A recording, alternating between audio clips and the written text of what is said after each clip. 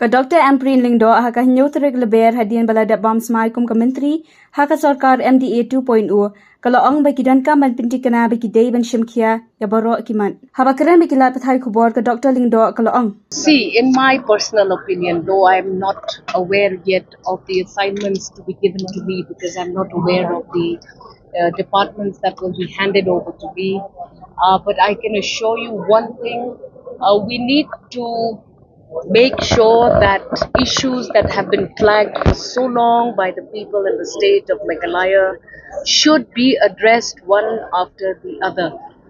We need to ensure that post-election 2023, stability is once again, brought about because we've seen, especially in the Khasi Hills, the fragmentation of mandate is something which is worrisome. I think now across the board, all political parties should unanimously decide to take this play forward.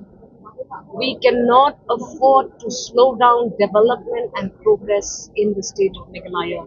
And in the interest of the people in the state of Meghalaya, we must all work towards a common goal.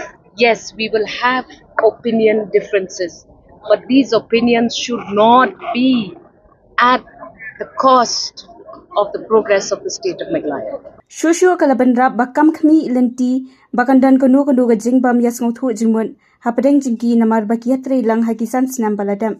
Question of great feeling of responsibility. We have to do this right.